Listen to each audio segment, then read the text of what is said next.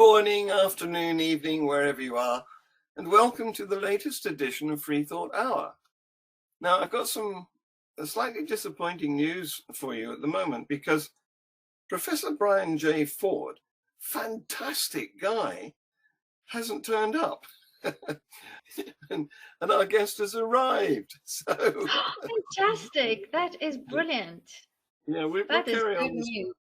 Yes, we'll carry on this some other time, I think, and get somebody else involved to sort out this mystery for us. I think it might be a good conversation. Yes, indeed. Brian, welcome. Well, my dear chap. How the devil are you? I owe you every apology. I can give you the best of excuses. I forgot.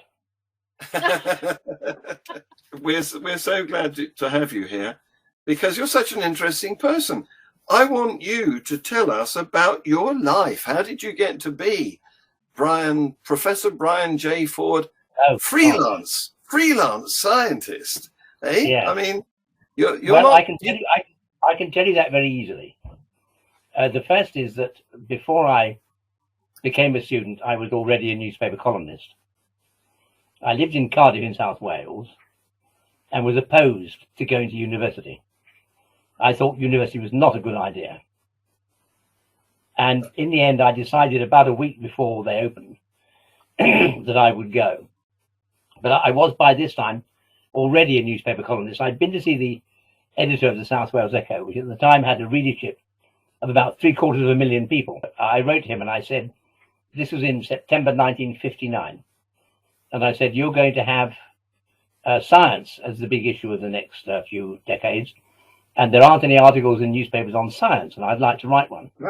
So he invited me in, and he said to me, you can have a 200-word article every Friday called Science and You. Great. And I want you to write the first 5. I'll pay you £1 each, would be now about 50 quid. And if they're any good, we'll publish them. If not, we'll bin them, but I'll pay you anyway. Wow, which I thought was a pretty good deal. So I wrote the articles and I sent them in, and I heard nothing. And I thought, oh, well, obviously that was no good. And I used to go to the reference library to see the evening newspaper. I couldn't buy one. I was a student. So I went to the evening newspaper in the library, and I turned the pages, starting at the back. And I turned through the paper, and quite suddenly, there was an article. The first in a new series, specially written for the Echo, by me. And I banged the newspaper shut with embarrassment. And everything on the front, starting today, our new science column. Ooh. And the reason it became Brian J. Ford is this. Jack had rung me up when I sent the articles in. And he said, I see you signed your articles B.J. Ford. And I said, yes, I always do sign everything B.J. Ford. He said, what's your first name, lad? And I said, Brian. And he said, oh, right. Okay, with an I? I said, yes. He said, okay, lad, and he rang off. So that's why I became Brian J. Ford, because once you were in printers out, you couldn't really change it. Yes, anyway, yes. Before the university term started, I went to see the head of biology, and I said, I think I'll come as a student. And he said, no, you apply a year ahead. And I said, yes, but one could apply now, couldn't one? And he said, well, all the places are full. I said, oh, come on, they're big lecture theatres, not every seat is full. And he said, well, you haven't got a grant. So I then went down to the education office and said, could I go and see the director of education? And they ushered me in. They thought I was going to write an article about him. And I said, I want a university grant. And he said, will you apply a year ahead? And I said the same thing to him.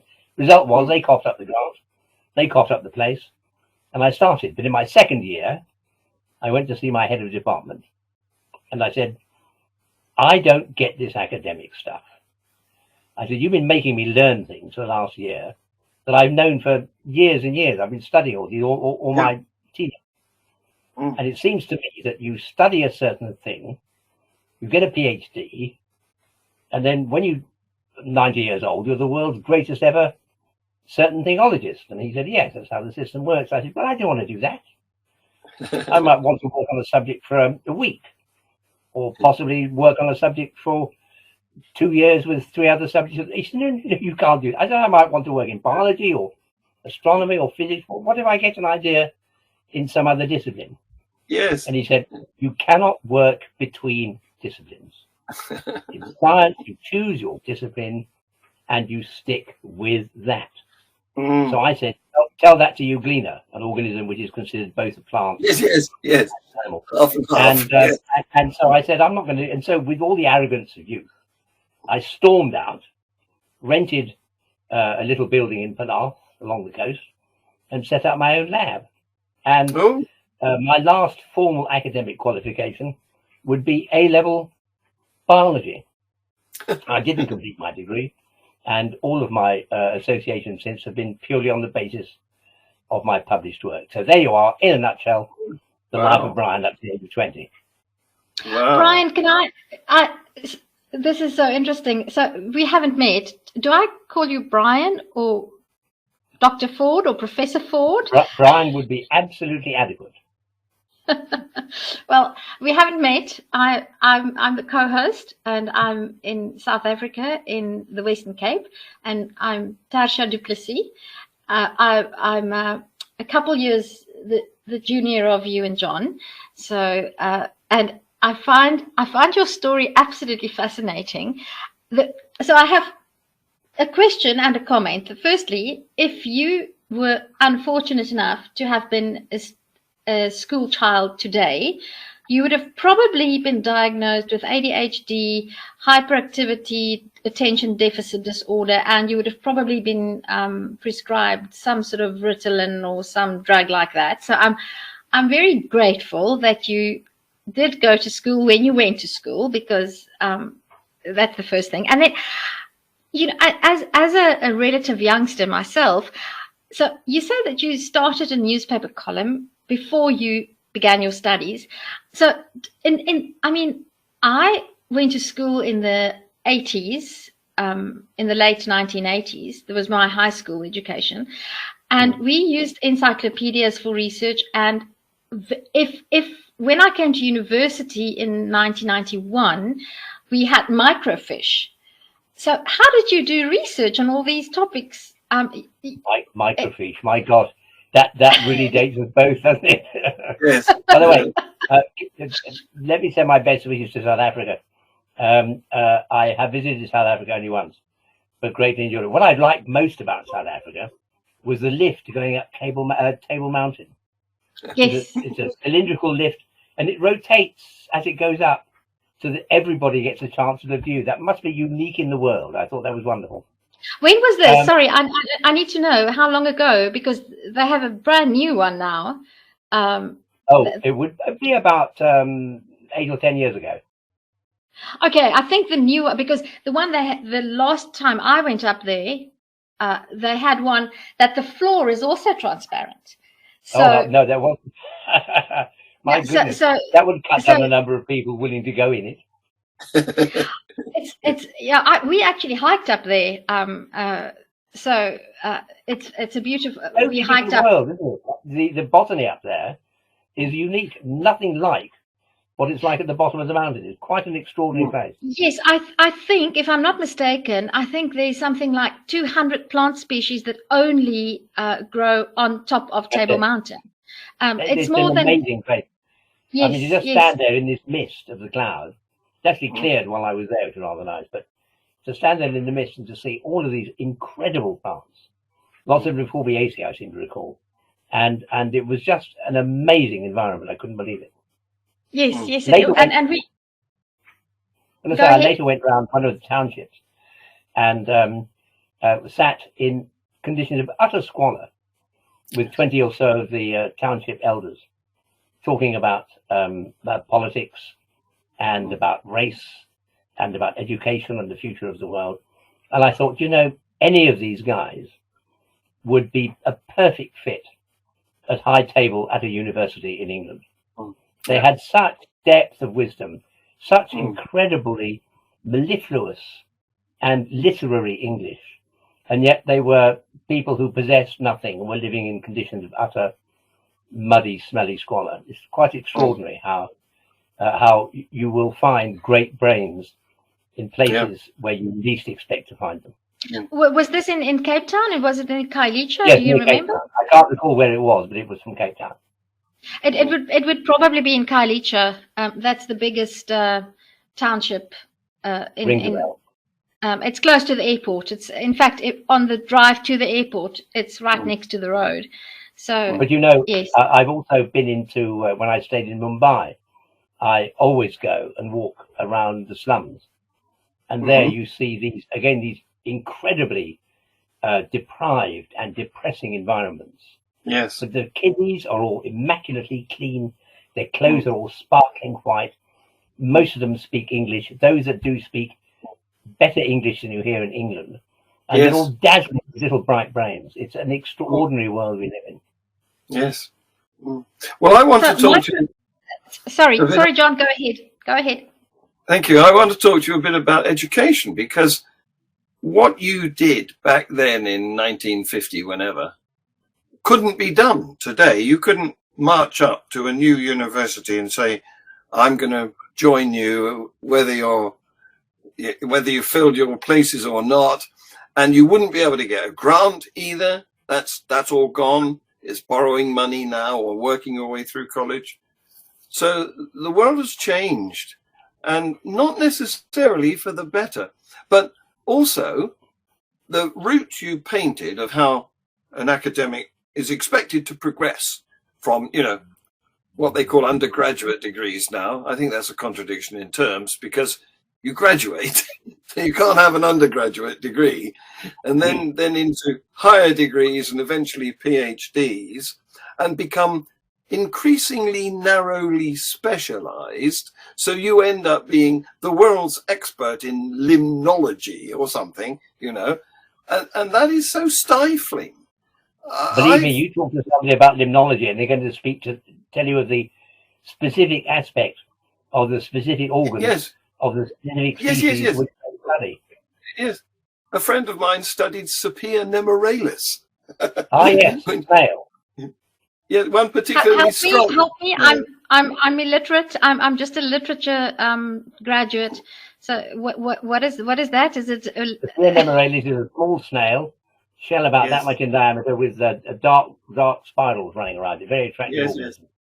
It's found on the chalk downlands here in southern England. But what I wanted to talk to you about is, what can we do about this? Because there's so much going on that's going to upset traditional education. It started way back with the Open University, when that was sort of the instigation of studying from home.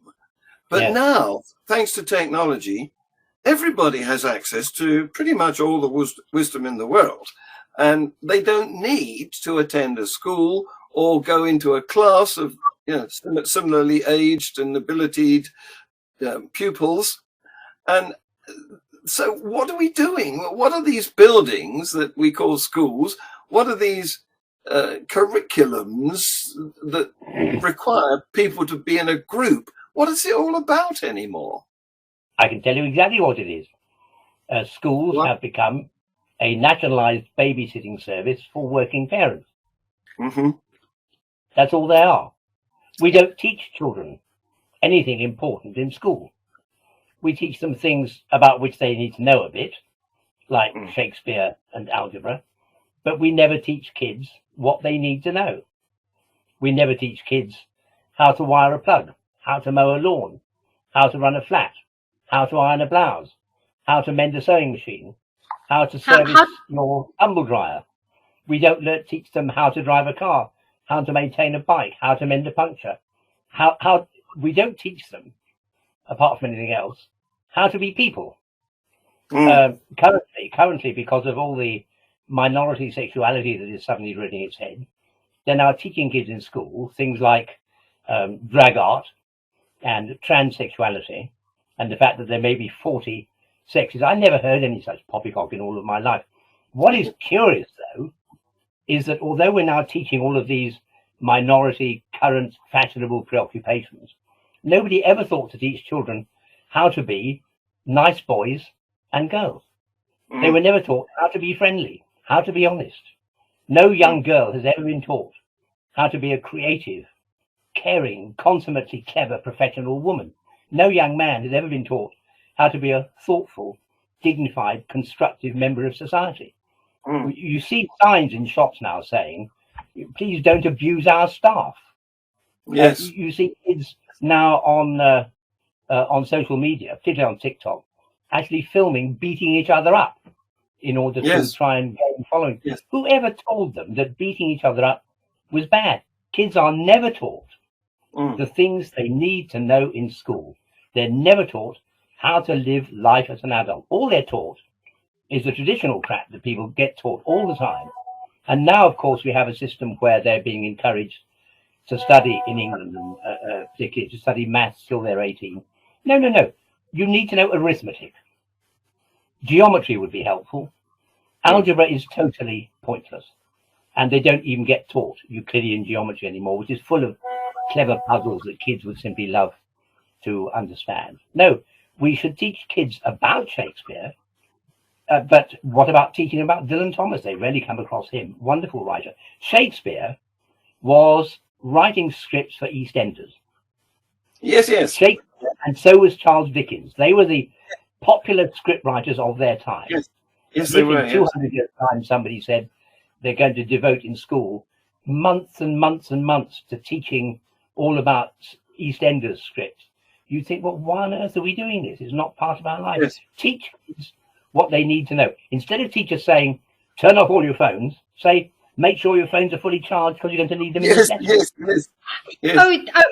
Brian, you know what? I actually started in COVID. I started to homeschool my youngest son, who's 16 now. And by the way, he's doing the Cambridge curriculum. And I took him out of school. Well, it was COVID, so that he was at home. And then when the school sort of reopened on an ad hoc basis, I just said, I'm not sending him back. And I started to teach him at home. And before I knew it, I had about 9 kids that I taught at home. And what you say now is something that I've known. I'm a qualified educator as well. And you know what I taught them? I taught them things like how to change the wheel on a car. I taught them all. I taught all the boys and the girls how to read a recipe, how to cook certain meals, how to sew on a button. I made them sew face masks, boys, girls, everybody.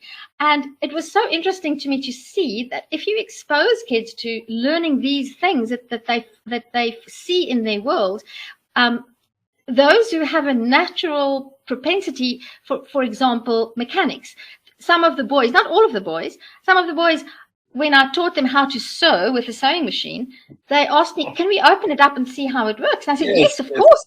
Look at it, open it up. You can't don't break it. And it's so interesting that the one thing that language teachers I've never come across in either Afrikaans or English, which are the main languages taught in South African schools, that they teach kids how to use Google. They don't teach them how to formulate a proper search phrase. So what's the use of knowing about Shakespeare, but you don't know how to formulate a search phrase that will lead you in the right direction when you want information about X, Y, or Z? You know what the youngsters are always asking me? They'll say, hey, Pops, I can't find out about such and such. Did so-and-so ever actually do whatever it was? And I'll do the search and find it straight away. Because, as you rightly say, they've no keyword training from school. No, school is just a babysitting service. And all they have to do is to memorize all this stuff and then regurgitate it. They're never taught, for example, how to think. They're only made to obey. But the thing about going on to university, John, is, and this is very important that everybody understands it, the point of it is to get children accustomed to being deeply in debt. The reason they go to university, and I said this at a dinner at Cambridge to the students not long ago, and they gave me a standing ovation, bless their little heart. I said, the reason kids go to university is firstly to postpone the evil day when you have to get a job. Secondly, get away from home so that you can get laid and high and play loud music as much as you want without your parents interfering. And thirdly, because of the fact that it gives you the chance to have subsidized bars and subsidized entertainments and meet lots of people who might help you to get laid. That's the reason they go. They then end up with £50,000 of debt.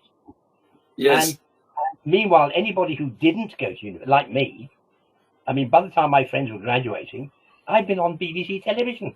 I was writing a regular column. I was making decent. I had a reputation, status, and income whilst they were still in university learning all this stuff. Yes, yes. Well, I want to ask your opinion about the way things are going, because the modern world, whereas education started way back in the Victorian era as a way of getting workers good enough to be employable in industrial factories, it's moved on, and the latest developments with AI means that everybody can study at the speed they want, into the areas they want. And I'd like to get your opinion about that. Where are we going with that development? Well, it's not, of course, true to say that education started in the Victorian era. It started a lot longer than that. I mean, in fact, the reason that we have the long summer holidays tradition, it goes right back to the 14th and 15th century, when the kids had to be around to take part in the harvest. That's the reason for it. It became ubiquitous in Victorian. What we've now got is 21st century kids being taught by 20th century teachers based on a 19th century curriculum, based to 18th century ideas of schooling, which were rooted in 17th century and earlier social patterns of behavior. It's totally irrelevant. There is no point whatever, apart from being babysat. There is no point whatever in kids going to school. And the fact that you trained your kids at home, you actually did homeschooling, brilliant idea. Our children, well, let me not boast about my children, but let me just say that from my point of view, I learnt far more out of school than I ever did in it. We would always take the kids away for a week around the Med or to North Africa or something during term time, because there was an Education Act which was replaced a few years ago, which allowed parents to take their kids out for a prearranged annual holiday from term. And when we were there, they would go on the local transport, they would learn some of the language, they would eat the local food, they would learn more in a week in Morocco than they would ever have learned if they'd spent that week in school. Yeah, nowadays you'd get prosecuted for that, for keeping them away from school. Yes. Well worth the fine. Well, Brian, I've had this thing about how one learns and when anybody, not only children, actually learns, and it's when you're doing things.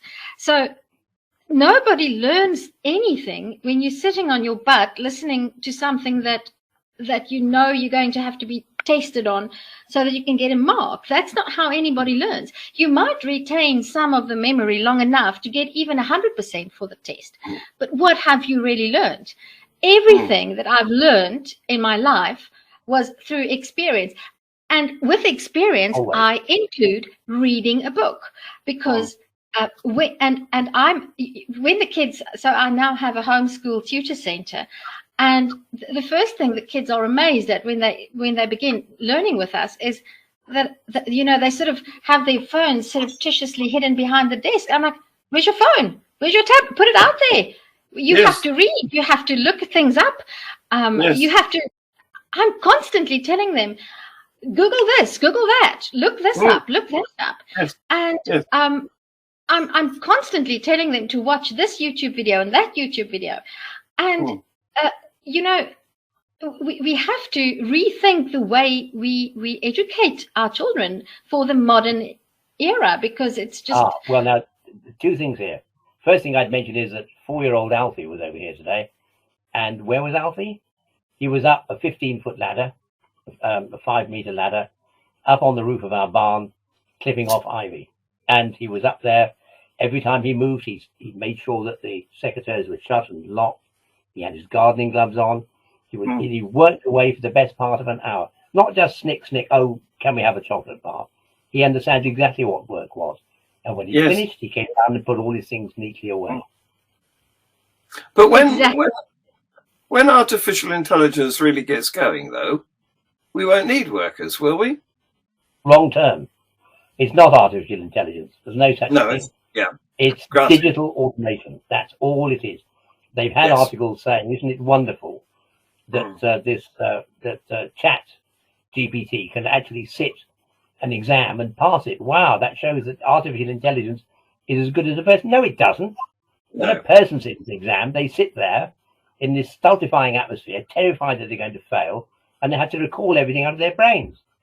Chat GPT has no brain. It simply has access to all the digital information anywhere in the world. So of course it can pass the bloody exam, because in a nanosecond it can look up the answers to anything. But it is digital automation. When the Lumiere brothers in 1897 showed their film of the train arriving at La Ciotat, the station in France, members of the audience got up and ran out. Because they couldn't believe there was a train coming up. We're the same now with AI. We're saying, oh gosh, the train is like, no, it's digital automation. Hardly anything that happens in the world has ever been digitized. Yes. All the textbooks may have been, or a lot of them have been. But the things that happen, why you fall in love, why you get hiccups, why you yawn, you know, all the things that go on within self, none of that is amenable to digitization. The digital environment that AI has access to is a gazillionth part of what happens in the world. It's an irrelevance, and that's nothing to do with intelligence. It is digital automation, and it's Brian, John, I know, John, I have to ask Brian this, because the thing about learning, to me, true learning involves the ability to be creative. What do you say about that? I want to use the analogy. So I'm a keen crocheter, and I will. So when I see a pattern that I like, or a new stitch, I will look at a YouTube video, and I will learn how to make that stitch. But then the true learning and application to me happens when I adapt that stitch and all the other stitches that I know and all the ideas that are in my head, and I make something that has never been made before. To me, I don't see artificial intelligence being able to do that. Not in the way that there's a creativity element. Do you think AI will ever get to that point where it can actually be creative in that way? Well, in the sense that that crochet is a repeatable and digitizable process, yes, I'm sure it will. I've never done crochet. It's very difficult, though. I was taught embroidery, and I was taught embroidery at school when I was 8, and I became quite good at embroidery. We were also taught how to cook. The newspapers are full of articles saying how kids are not properly educated and people don't know how to cook meals. And I think, when were they ever taught it in school? When I was in school, I was taught in Ladbroke School in Potters Bar, north of London. When I was about 9 years old, I was taught how you make pastry and pasta. We made our own spaghetti. And to this day, I'll go and make short crust and flaky and Mille-feuille. I can do all the pastries to this day because I was taught when I was 9. Nobody is taught that anymore these days. I mean, it is utterly bizarre. And you mentioned crochet. People would say, think of Nigel. He's upstairs, he's writing computer code. Oh, he's so gifted. And there's Granny in the corner sitting, knitting a cable knit sweater, and it all comes out. And I would say, yes, but wait a moment. Just look at Granny's knitting pattern. And what is it? It's code. The fact that it's written as a knitting pattern, the way it has subroutines and layers and a whole matrix of arguments, essentially it's the same as writing computer code. Yes, well, what Grandma's got in her head is an algorithm. Yes. The first computers copied what had previously been used for manufacturing carpets.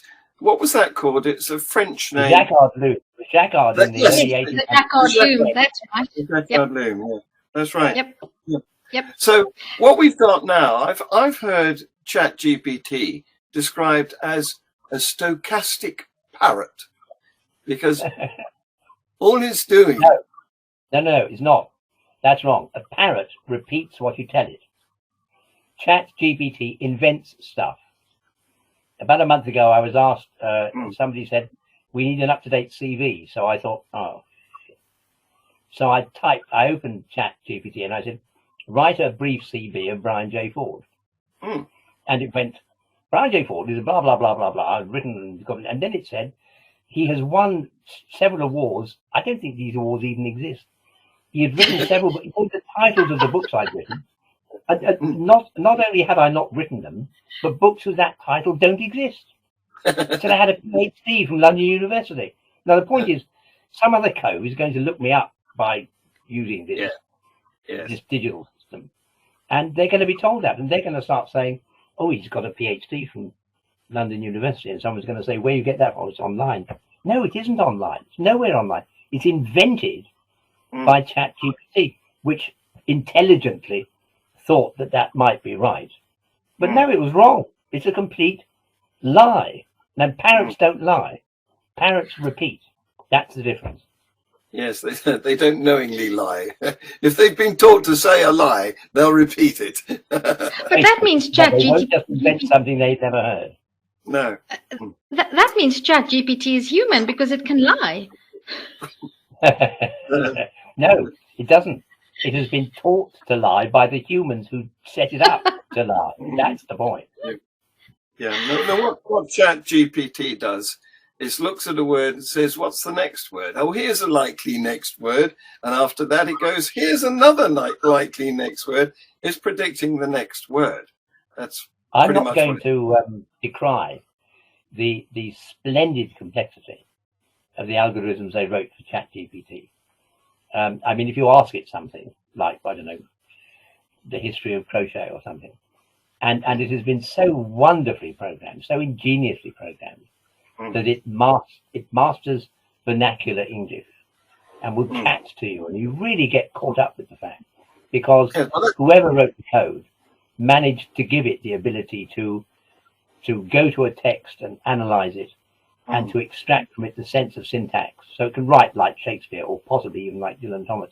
By the way, you may not know this, but there is software called Zero GPT, and if you put text into it, it will tell you whether it's likely written by a human or by artificial intelligence. Okay. The only problem with that is, I once asked it to write for an article. I wondered whether it could write a limerick about microscopes, and it wrote an appalling limerick. It didn't even scan. It had a certain assonance, but it didn't actually rhyme. And I dropped that into Zero GPT, and it said, "This was written by a person, not by artificial intelligence." So even when it comes to diagnostic software, you can't necessarily rely on it. No. Well, I can say that I use ChatGPT quite regularly because I teach in Afrikaans mostly, because most of my learners are Afrikaans speaking, and I find that they sometimes struggle with more advanced YouTube videos. So what I do, I use ChatGPT to translate the transcription of a YouTube video about whatever scientific or historic subject it might be, and then it saves me a lot of time. I do have to do some Afrikaans language. I have to fix up the language; it's not perfect, but it saves me maybe half an hour to just ask ChatGPT to translate the text, and then I just have to do some linguistic tidying up. So, am I right in thinking that Afrikaans is Old Dutch? Afrikaans is now, it's derived from Dutch, but it's not seen as Old Dutch. It's now seen as a totally different dialect of Dutch. But yes, you're right. It's basically. The reason I say that is this: you can hear them speak Norman French in Guadeloupe, in the Caribbean. Because it didn't change. And I have always had a fantasy that somebody who was versed in Afrikaans could read the letters of Antonie van Leeuwenhoek, the microscope pioneer. Yeah. Because of the fact that he was writing in the 17th century, and it's from 17th century Dutch that Afrikaans originally. Well, we probably would. A fanciful idea on my part. We probably would be able to. I think the biggest struggle would be to understand the script, because to me that's always the most difficult. But we probably would be, because but Afrikaans has changed a lot as well. So for example, I can't read Dutch. So I can recognize some of the words, but I can read it and I understand the gist of things, but it's the two languages have really grown diverged quite considerably. Yes. But we can't rely on other derivatives from a parent language being sort of fossilized in that old age version of the parent language, as they will be changing in their own volition as well. For example, American English uses the word gotten, which was something that the Pilgrim Fathers would have used, but we've long since dropped it. Meanwhile, of course, American English has introduced a lot of other new words that we've had to cotton on to here. So they're all changing in their own, both forwards and backwards. I remember in the 70s being at a meeting in Brussels, and the chap who I was with had spent his student years in Sweden. There was a delegate there from Uppsala, so I introduced them, and he chatted to her for a while. And afterwards I said, "How is his Swedish?" And she said, "It was very good." She said, "But it's such old-fashioned Swedish." Yes, and I thought, I can't quite understand that. Now, I mean, I'm 84 now, and now when I hear broadcasts from the 1950s, it sounds, and now I know what that girl meant, it sounds like such an incredibly antiquated tongue. In fact, the earliest recording of me doing radio and television back in the 60s, I would hardly recognize them as being my own accent, because the language has evolved and changed so much. Yes, it has. Yes, that's right. But Brian, in Afrikaans, what's interesting, so if I read books that I remember devouring as a youngster when I was 15, 16, and I actually came across one of my favorite books the other day at a secondhand bargain bookshop or something, and I bought it for R5, and I was so excited, and I opened it up, and it was like a foreign language to me. It was, and that's the written language.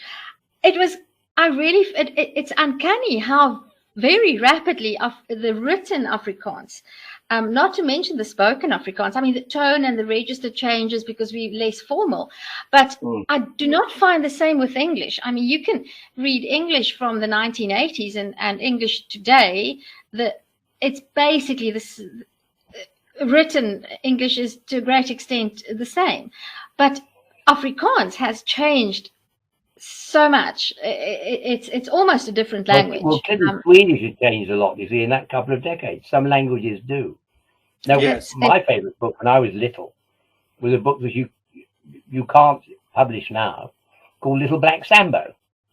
It was all about a black family. That book. And I know that book. Adored the family. I mean, the father was so hardworking. The mother always had a clean house and meals on time. And Little Black Sambo lived the most idyllic life. And I thought, how I wished I could have lived a life like that little black boy. How much I loved the idea. Now, of course, people turn around and say, "Oh, you couldn't possibly say that. That's discriminatory and racist." No, it's history. That's what it is. Yes. I remember that book.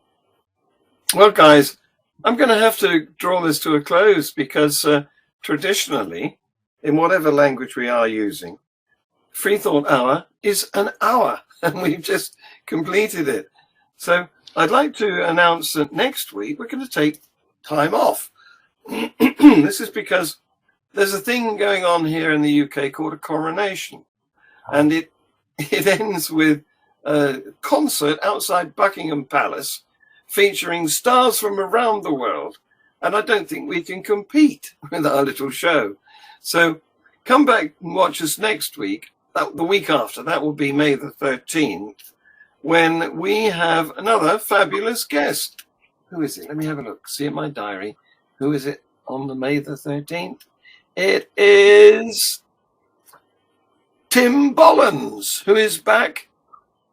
He visited us a couple of weeks ago and talked about his theory of consciousness, which goes right back to the beginning. He thinks molecules have consciousness. Wow. Oh, I must tell you something. You mentioned the coronation. Yeah. They have removed the Kohinoor diamond from the crown, in case Have it they? offends the Indians from which it was obtained. Oh, that's new. Today, apparently, the descendants of the people who presented the diamond to Queen Victoria as a token of respect are deeply offended that it's not going to be in the crown, because they're so proud of the fact that they gave it to an English monarch and they wanted to see it on display at the coronation. But because some idiot thought in the woke era thought we'd better not offend anyone, they removed it. In fact, the exact opposite is the truth. Yes, you've offended them because you removed it. I think it's going to be in the Queen's crown, isn't it? I really wouldn't know. Yeah, John. Before we say goodbye, it was also Tim Bollins who introduced us to Professor Brian J. Ford, and can I ask here in public that that Professor Brian owes us another 30 minutes, that we could perhaps make it up sometime, because I am extremely curious to find out about those microscopes in the background, because my trusty friend. I would love to know about your work. And you said that you had a lab, you opened a lab, and I'd like to know what you did research on. And I mean, I don't know many people who have, 5 that I can see, 5 microscopes just there sort of on your countertop. So I'm very curious about that. So would you arrange with John to give us another half an hour of your life, maybe some other time? Please come back. Yes, okay, I shall. Thank you. That's your punishment for forgetting about us tonight. I know. I'd love to give you a fancy excuse, but there we are. Very nice to meet you both, and good night. Thank you very much. Thank you for coming. And thank you, Brian. for watching. Thank you. Say bye-bye. Bye.